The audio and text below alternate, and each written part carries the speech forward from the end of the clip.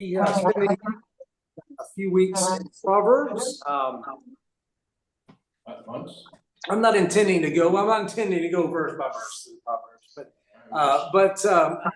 but we're gonna skip around, take it in chunks at times, and spend some time with this book. I would encourage you to spend time with it on your own. One of the things I remember hearing, I believe it was Billy Graham or somebody like that, who would every day he would read a psalm and 5 chapters of Proverbs. And for him, he said that kept him right with God and right with people. Now, your mileage may vary on how much you want to do, but I do think sometimes maybe the Proverbs get a little bit skipped over. I should just speak for myself. That's a part of the Bible that I probably don't spend as much time in as maybe I should. And, a lot of times when I'm deciding what to do, it's basically, here's what I need to study. Here's what I need to spend some time on. So that's that. I do think maybe the Proverbs, for some people at least, can be overlooked easily. And so I want to spend some time with it. It doesn't always lend itself. It's just kind of, it's hard to find themes, and it's hard to find context sometimes in the Proverbs. But I think it will make a positive difference for us if we'll spend some time sort of, letting them sort of wash over us and soak in and consider what the Proverbs have to say to us. One of the problems with the Proverbs is it's a kind of literature we don't really have a real comparison to in our own day and age.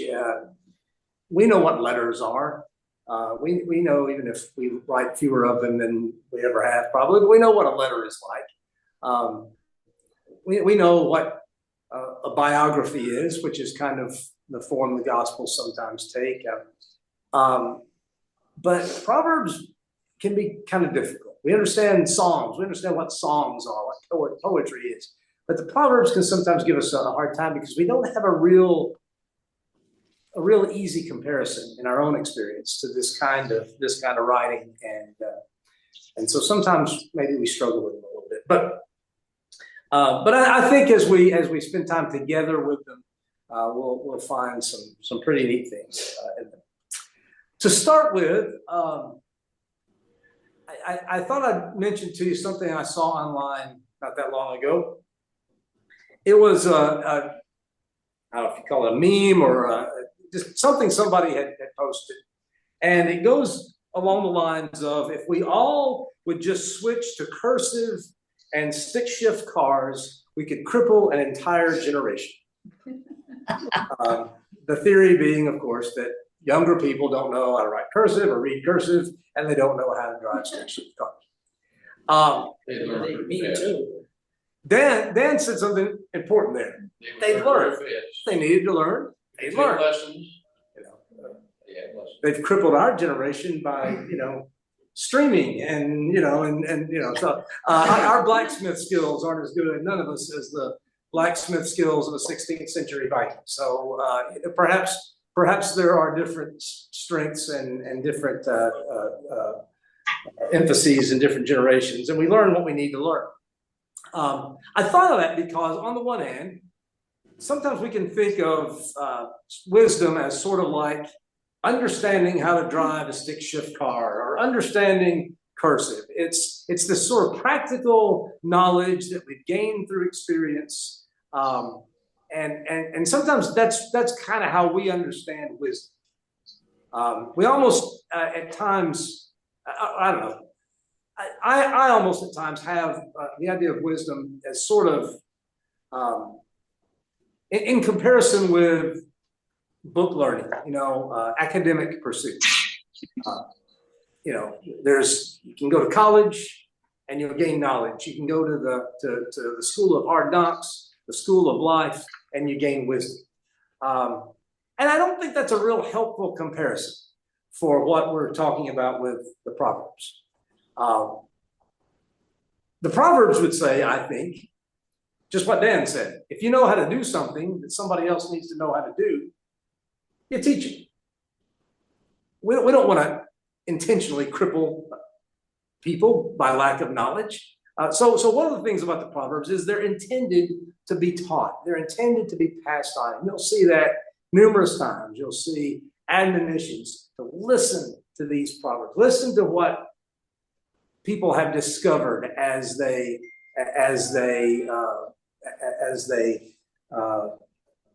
have lived their lives, and listen to their understanding and their knowledge, and let that guide you. So I think also wisdom would recognize that there are things that we don't know, and that we aren't omniscient, and that we aren't all comprehending about everything in the world. And so we need to listen. And you're going to hear that over and over again in the Proverbs. Listen, listen, listen. Because listening is not always our strong suit. And wisdom is not just, learning skills and gaining experience. You can gain experience in ways that just add to your foolishness if you're not seeking after wisdom. And so, I want us to sort of come into this understanding that the wisdom that we're talking about here might not be the wisdom that we often, or what we often think of when we think of wisdom. Comments or thoughts as we get ready to jump into chapter 1 here. Well, as you kind of said, it's not academic. Okay. Not like Romans or gospel. A lot of academic stuff in there. But this is more folksy, and okay.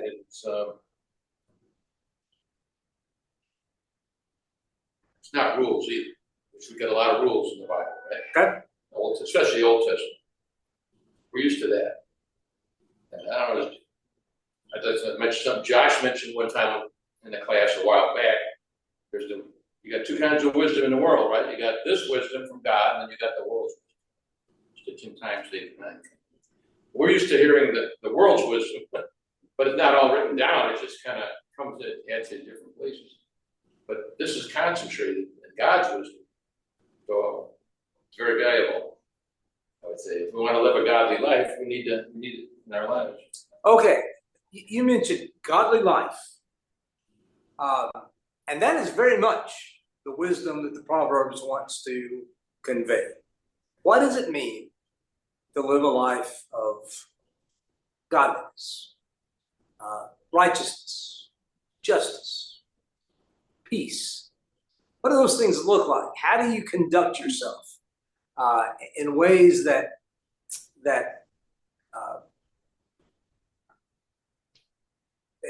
in which you can pursue that kind of life? So yeah, godly wisdom, living a godly life, and that's where we begin with chapter 1. So the Proverbs begin, and the first 9 chapters or so are kind of an introduction.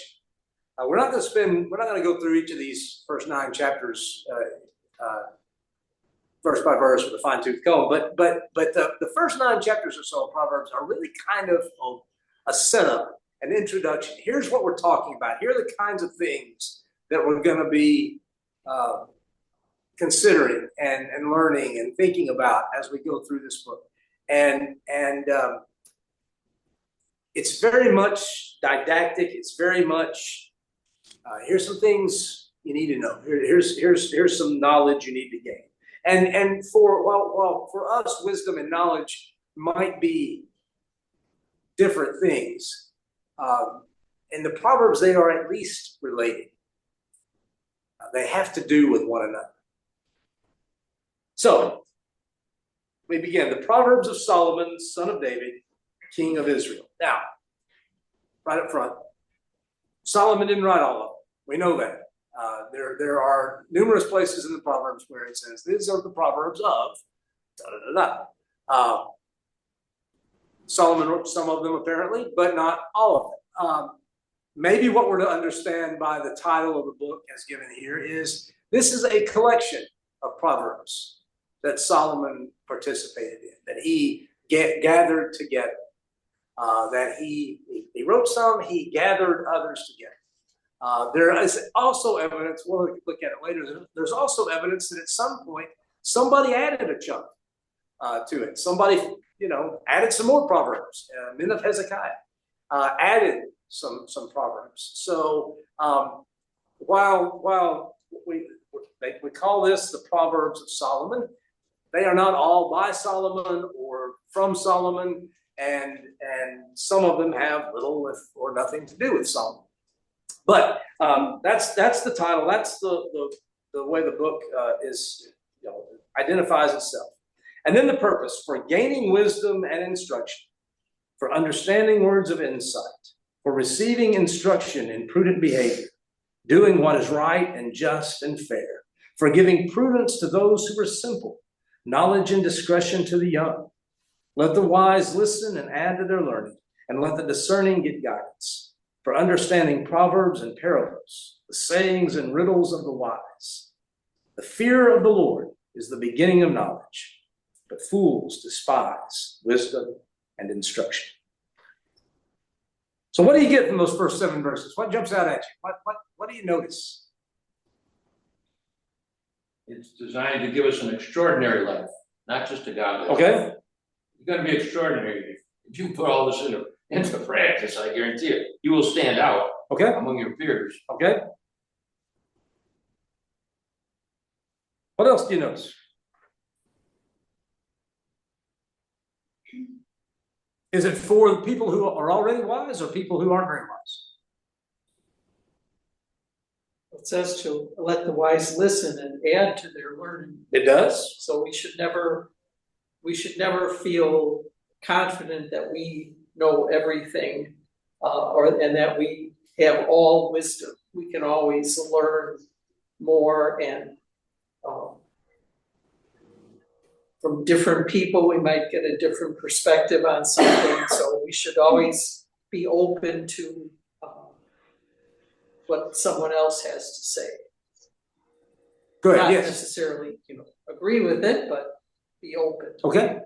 So it is for people who are wise. Did you notice anything else? It's also. I wanted to say that we should adjust our lives to God's will. Okay. And become wiser in doing what's right. That's really important in the Proverbs, because wisdom is not so much how much you know, but what kind of knowledge you have, right?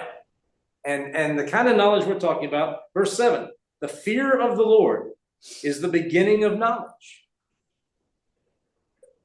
Where you start with knowledge, the Proverbs tell us, is with the fear of God.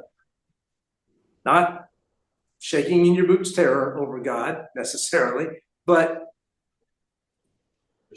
respect for God, an attitude of obedience and listening and wanting to do what he says and wanting to understand his will and wanting to understand what he wants of us. So you begin the pursuit of knowledge and wisdom, the writer of Proverbs says, by taking this posture before God of obedience and respect and worship and fear. I like Linda's word, adjustment. Adjustment, yeah, right, yeah. And notice too, it is, verse 4, it is also for those who are simple. Now, if you had to put yourself in one or the other category, wise or simple, where would you put yourself? I would want to be in the wise category. But understand, simple in Proverbs is not the worst the worst category is fool or foolish. If you're foolish, not only are you simple, you won't listen. You won't gain knowledge. You're not open to growing. A person who's simple is just a person who hasn't grown yet. They're pre-wise. I have a note here that says that the Hebrew word rendered simple in Proverbs generally denotes one without moral direction and inclined to evil. So they haven't had, or they haven't listened to instruction in wisdom, and because it seems like because of that, they're inclined to do or to follow the wrong way. I mean, if that's an accurate description of the word. And knowing what we know about human beings, right? If there's not moral guidance, if there's not some way of saying, here's what's right, here's what's wise, here's what's godly, we're not real good at finding it on our own. and in fact, we tend to go the other direction. So it's not the greatest category to be in. It's not as bad as the fool. The fool is the one who has chosen not to seek wisdom. Another note, it says that fool denotes one who is morally deficient. Yes. So, yeah. I was thinking for us is very different from that, right? The way we use foolish, it's almost somebody who's a clown, somebody who's just kind of makes bad decisions, but there's not really a moral, most of the time for us, a moral component to it.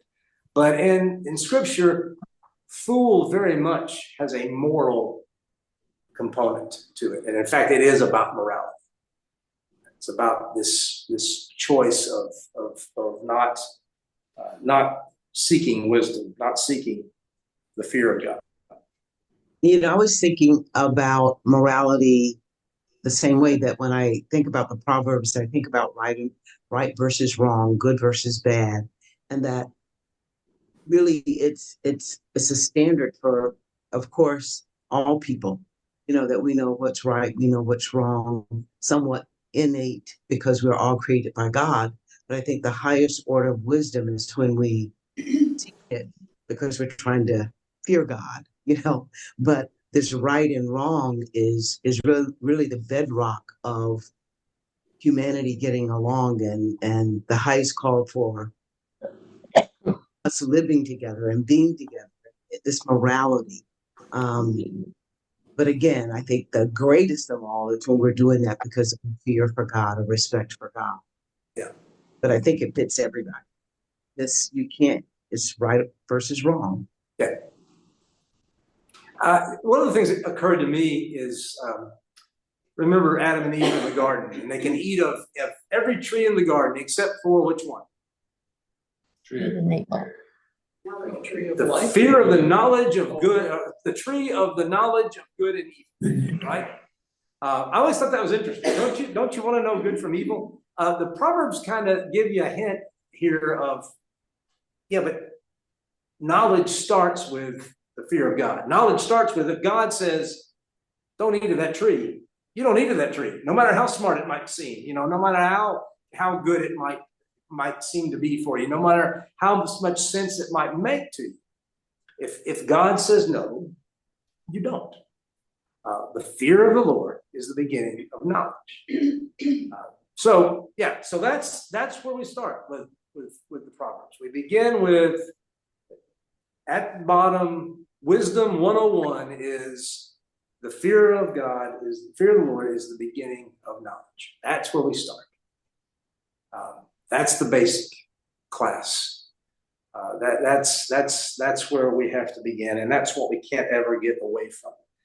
But on the other hand, fools, well, you see what fools are, right? They despise wisdom and instruction. Some of us just don't want to be told, right? We don't want to have all of us probably are like this from time to time. We don't want to be told. We don't want to admit failing, fault, especially of the moral variety. We don't want to be told. And so for some of us, wisdom is difficult because we despise being told.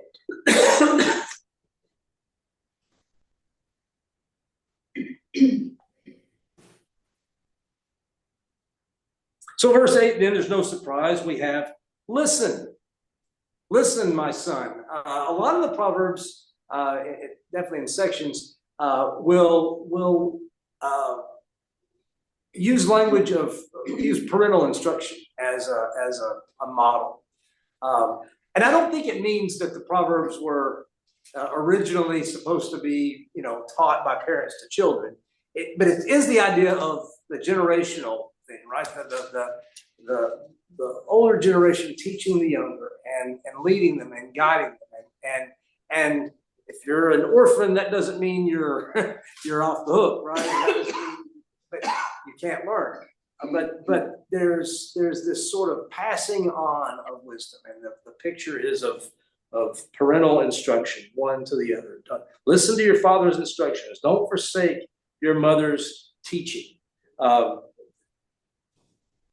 Again, I think there's something in us that kind of rebels, right? The previous generation didn't know, they didn't get it right, and you know what? They didn't always get it right. But there's some things they did get right, and so we need to, as human beings, be willing to listen and hear and see where what Jeremiah calls the old paths are the best ones, and be sure to walk those. And we need to resist sometimes the opposite influence, right? If sinful people entice you, don't give in to them. And there's this whole scenario of verse 11. Come along with us. Let's lie in wait for innocent blood. Let's ambush some harmless soul. Let's swallow them alive like the grave and whole, like those who go down to the pit. We'll get all sorts of valuable things and fill our houses with plunder. Cast lots with us. We'll all share in the loot. This is the scenario that's put out there, and of course that's a worst case scenario, right? But the idea is when people come at you with evil, with foolishness, with things that are not in the pursuit of wisdom, as we're defining it, you got to say no. You got to say, I'm not going to go along with. Don't set foot on their paths. Their feet rush into evil. They're swift to shed blood. He compares it to spreading a trap for a bird where everyone can see it. It's obvious, right? The animals just step around it because they have no interest in it, because it's just this obvious snare that so that's what these guys are doing. He says they lie in wait for their own blood. They ambush only themselves. Such are the paths of all who go after ill-gotten gain. It takes away the life of those who get it. So a lot of the Proverbs will talk about death and life. It's like a game that might entice young people into it, right? Yeah. A modern version of it. Yeah. So there's innumerable scenarios where somebody says, "Hey, I got a great idea." Yeah, let's go rob a bank. Right, and wisdom is supposed to teach you to say, "No, that's not a path I want to walk." There's a lot about a path in Proverbs. What's the right road to walk? What direction do you want to go? And that's an important question, right? What's our path? What are we? What path are we walking? Where do we want to go? What's our destination? What's our intention in life? And Proverbs is very concerned with making sure we're clear on that, so that we'll make the right choices about what to embrace and what not to embrace.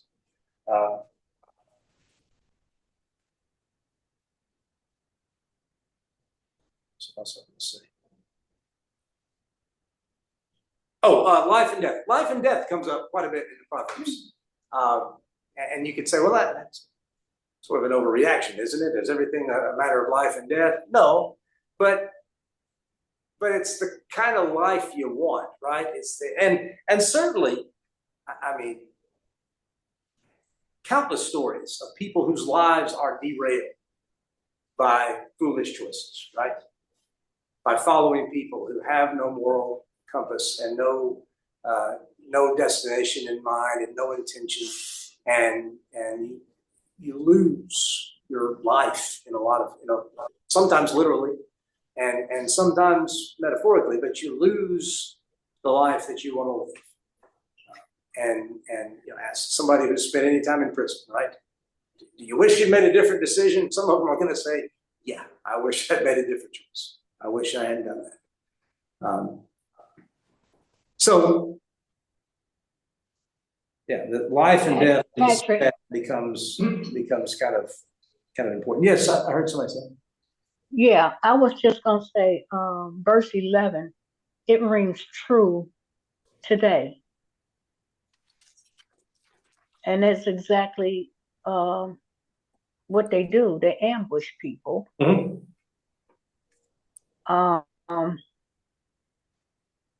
And I don't know. This sound like it just came off the press, like it like it, they're talking about today. Yeah, yeah. Those are some of the stakes sometimes that wisdom and foolishness have, right? Foolishness sometimes is not just about one person. It's about somebody who's hurt, somebody who's injured, somebody who's ambushed, somebody who's killed. And we see it frequently in the news, in our city, in our world. Every day. Yeah.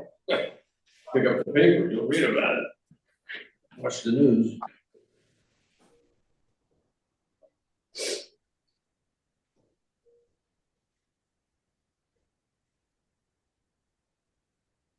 Other thoughts on that section? And here again, we're just kind of getting the lay of the land, right? Just sort of getting our feet under us as we talk about what wisdom is. There'll be more specifics as we go here. We'll get those specific little nifty proverbs that are really pithy and make us think and roll off our tongues. But first, we're getting this sort of lay of the land. This is wisdom. This is what we're talking about.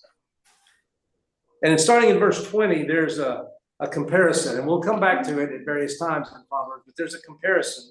Wisdom is compared most of the time, if not all the time, to a woman. Why do you think that is? Why is wisdom so often compared to a woman in Proverbs? Going back to Eve, women have always had the mark against them, for making that decision to eat of the forbidden fruit. Adam followed along like a little lost lamb, but she made the decision, and she has been criticized for that and downgraded all through the centuries until modern times. And maybe that has something to do with it during Jewish time. So let's take Adam off of it. I mean, he made a decision. I know he followed along, but she made the first decision. Well, yeah, but he he also made a decision. I know. I say he's bad too. So you're saying Proverbs is a way of sort of making up for that. Maybe the picture of wisdom as a woman. Okay. Well, I'm just saying, women were kind of second class citizens. You know that for all centuries before us, and many of them in English. And maybe that's carried over here a little bit. And they're pictured as a little more evil. Yeah, but this is calling wisdom a woman. Yeah, in Proverbs, wisdom is a she. Proverbs chapter 1, wisdom is a she. I don't think it has to do with the gender like you think of it. I'm sorry, what did you say? I don't know. I don't think it has to do with gender as we think of it. Okay. I think when we think about and at least how I think about it, the woman gives birth, creates new life, new meaning. And I think wisdom is that way. It births into our existence, what's good, what's Okay. best. So I think about it like that, and not necessarily, not to say what Dan's saying is wrong, but I think about it as just, it's not so specific like we think about gender. So like bringing forth wisdom Right. into the world. Yeah. Okay. Yeah. Yeah. I like that. Other thoughts? It's an interesting literary choice. We'll talk more about it as we go, but it's interesting. There is the contrast later in Proverbs with the immoral woman that we see as well. And there's also then in Proverbs, isn't the worthy woman at the end of the book. I don't wanna. Just says, I was wondering just about, like in French, things are male or female, there's no neuter, neuter. So here it says that wisdom is a female noun in Hebrew. I did not remember that, certainly didn't know that. but okay, yeah, all right.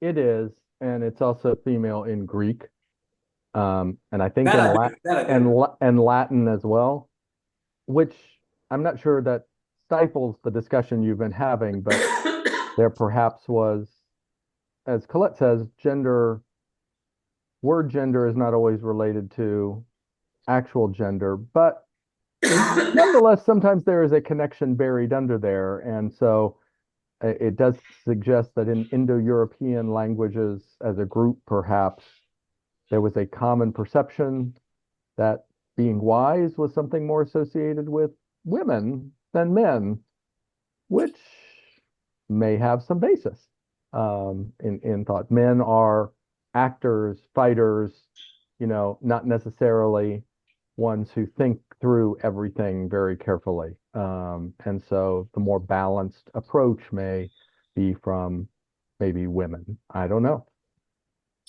It's an interesting phenomenon, and you got to think somewhere there's a reason that somebody thought of wisdom as a woman, and I think a lot of what you guys are getting at has probably has some validity. But begin in verse 20. Out in the open, wisdom calls aloud. She raises her voice in the public square. On top of the wall, she cries out. At the city gate, she makes her speech. How long will you who are simple love your simple ways? How long will mockers delight in mockery and fools hate knowledge? Repent at my rebuke, then I will pour out my thoughts to you. I'll make known to you my teachings. So is wisdom, like quiet and hiding in the corner somewhere? Mhm. Is wisdom hard to find? No, it's saying it's in the public square, right? It's out there in the middle of everything. It's on the highway, in the shopping malls, and it's crying out, right? And it's saying, listen and repent. How long will you foolish, simple people be content with where you are? Why don't you listen to me? Why don't you pay attention? Why don't you hear me and repent and change, right? And then I'll make known to you my teachings. I'll pour out my thoughts to you.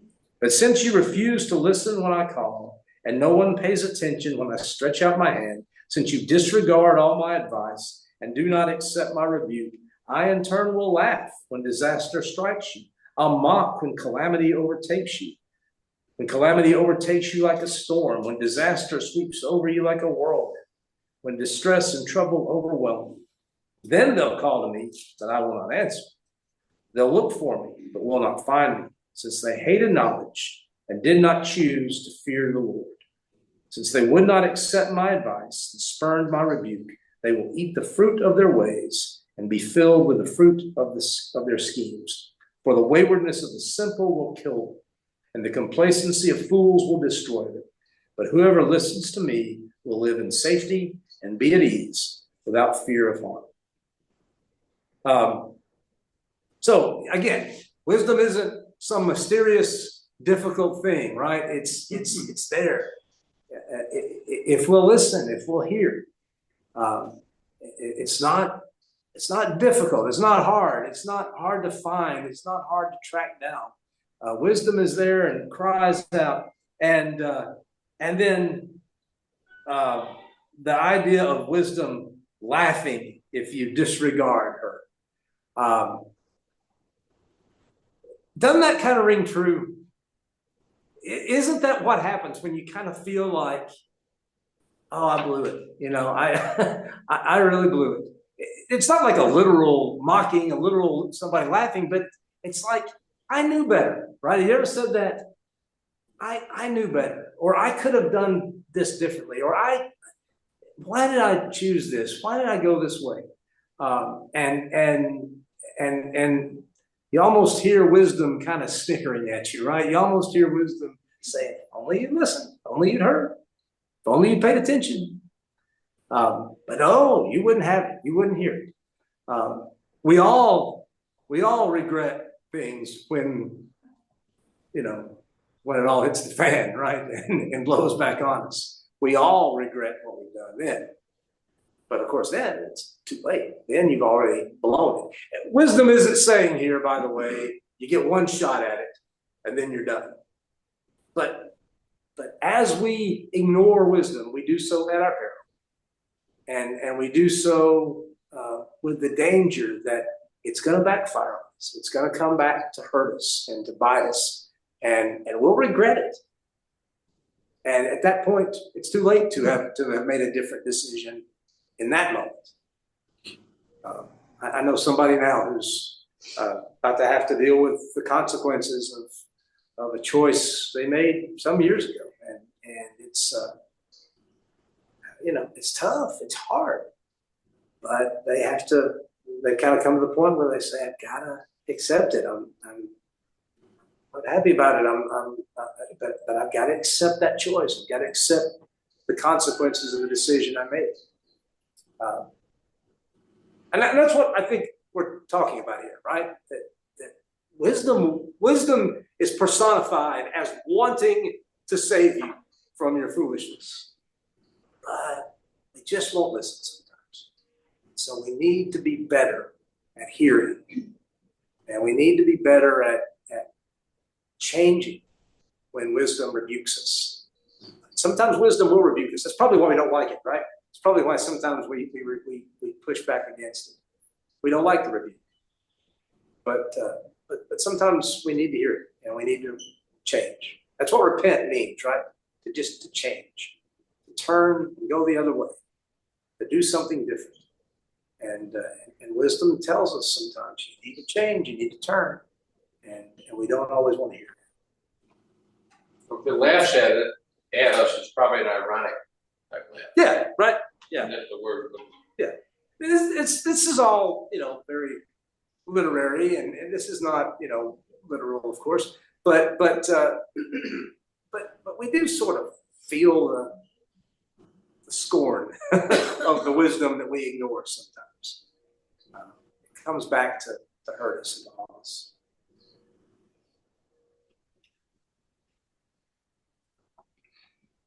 Other thoughts about wisdom. Note. I did want to point out verse 29. They hated knowledge and did not choose to fear the Lord. Again, fear the Lord is the beginning of knowledge, right? The parallel here in Hebrew poetry is sounds don't rhyme as much as concepts. So the rhyme here is they hated knowledge, they didn't choose to fear the Lord. That's two ways of saying the same thing.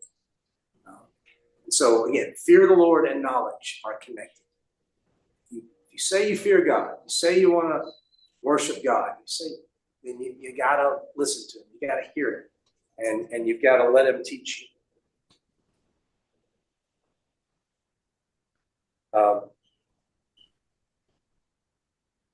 And those who ignore wisdom do so with the realization that they're going to eat the fruit of their ways, verse 31, and be filled with the fruit of their schemes. The waywardness of the simple will kill them. The complacency of fools will destroy them. The Proverbs will often make very broad blanket statements. that we know from other parts of the Bible don't always hold true. Wouldn't it be easier for human beings if every time a foolish person made a foolish decision, something bad happened immediately? No, that's not the way life works, right? And sometimes it seems like the fools get away with it, and sometimes we get away with it when we're foolish. So these are blanket statements, and the other side of it doesn't always hold true either. Whoever listens to me will live in safety and be at ease without fear of harm. Well, there are people who obey God, and they certainly don't live in safety and at ease and without fear of harm. And sometimes the fear of harm comes because they're trying to obey God, trying to follow Jesus, trying to be righteous and be godly. So it doesn't always come true, but the meaning is foolishness has one destination, and wisdom has another. And whichever path you're on, that's the way you're headed. Even if you get away with it, it's been said sometimes that the worst thing that can happen to any of us is that we get away with our foolishness. We don't get caught. We don't get called on it, because that just emboldens us and empowers us. But Proverbs says you're not getting away with anything. If you're on that path, that's your destination, ultimately.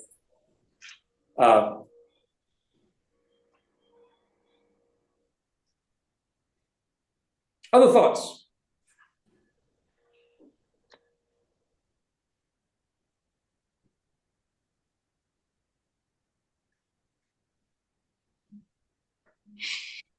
All right, let's look at a little chapter 2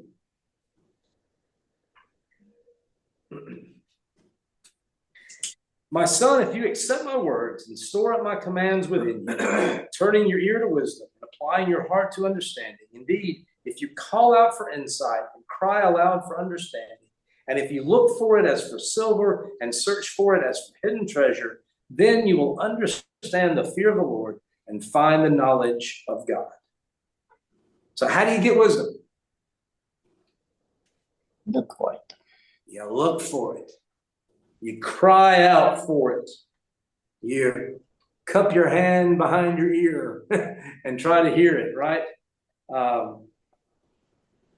You look for it. How do you look for it? As for silver, and search for it as for hidden treasure.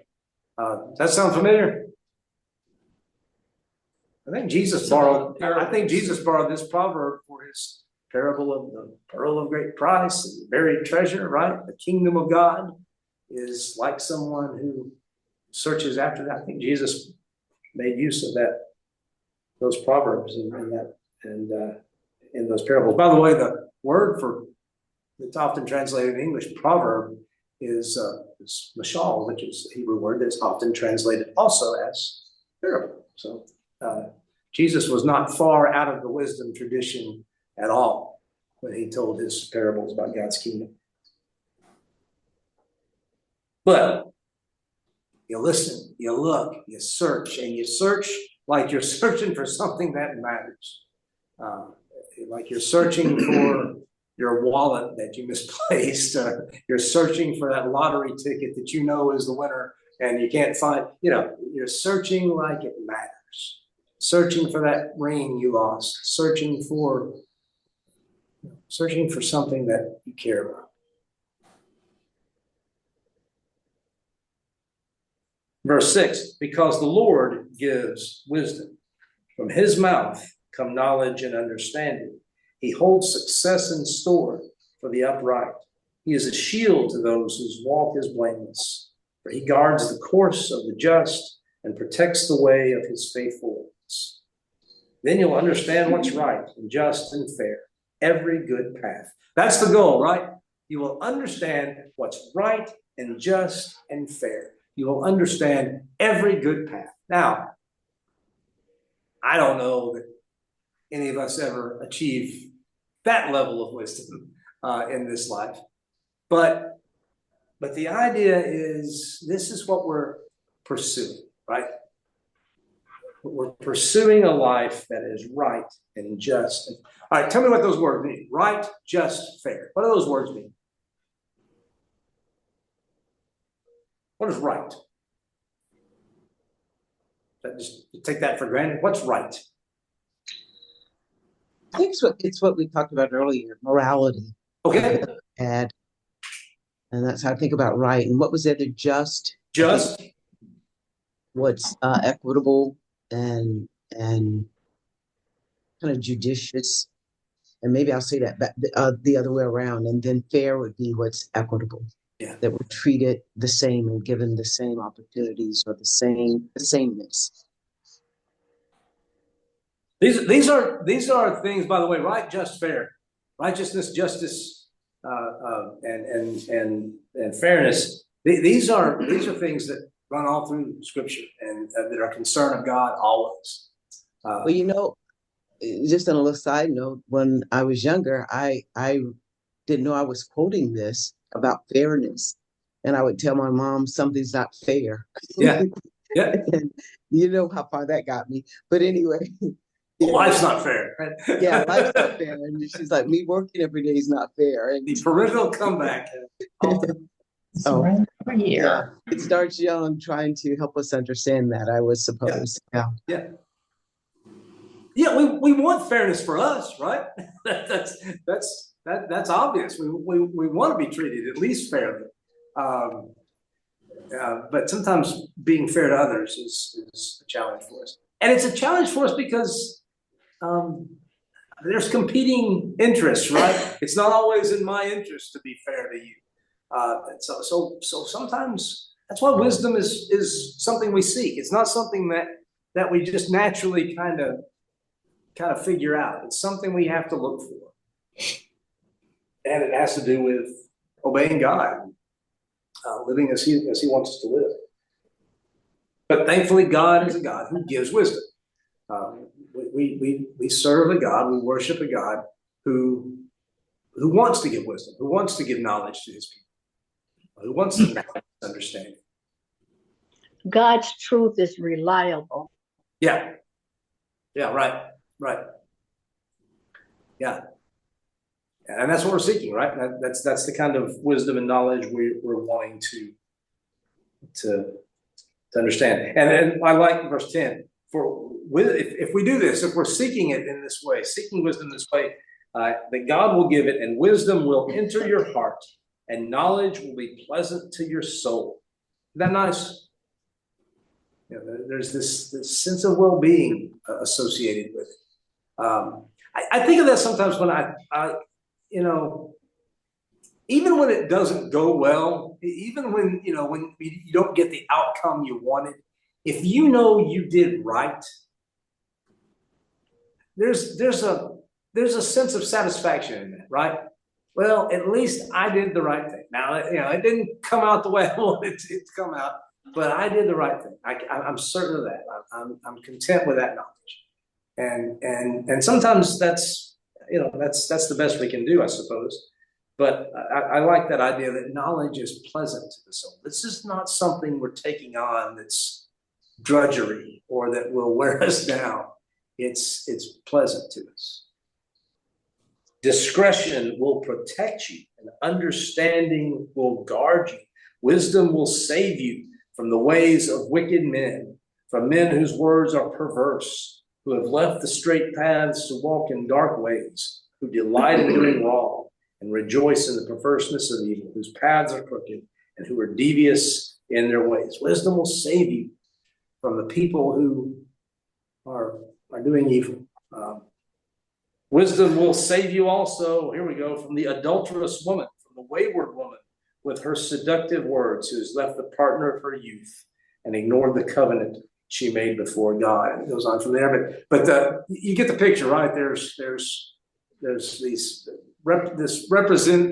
representatives of the life of evil and the life of seeking after what's not good and just and fair.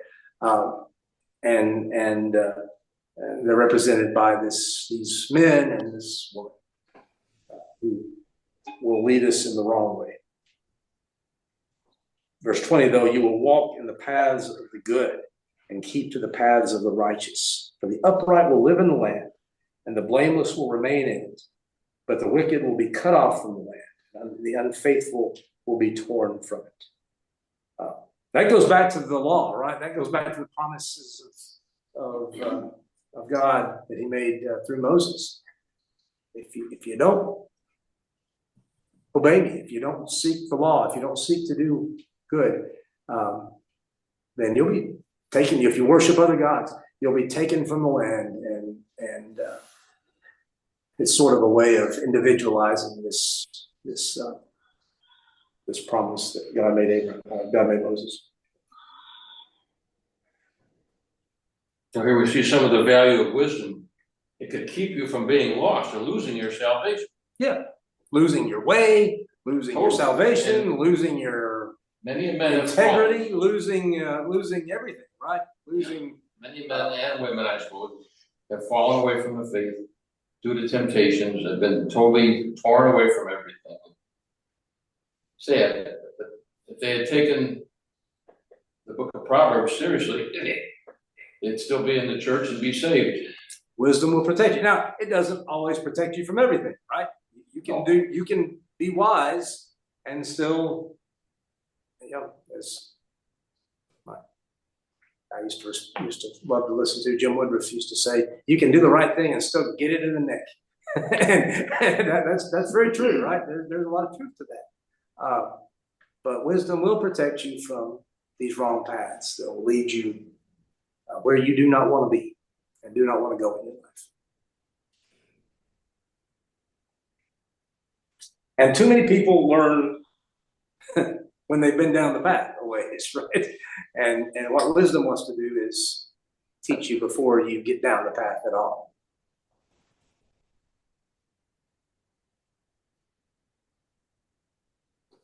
Well, other comments? Next week we'll skip ahead a bit and get into, I think we'll start to look at some of the specific proverbs, and we're going to look at kind of an interesting phenomenon in Proverbs, the phenomenon of contradiction. There are proverbs that just blatantly contradict each other. What's up with that? Why? What do you do? Do you answer a fool according to his foolishness, or do you not? The proverbs say yes. So we're going to talk about what's up with the seeming contradictions in Proverbs. Why do they seem to contradict one another sometimes? And spend some time thinking about that. What are we supposed to gain from that? What are we supposed to learn from the contradictions?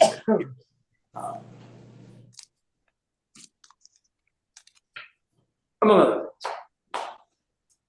All right. Thanks very much, everyone. Good night. Good night. Good night. Good night, Have a good week. everybody.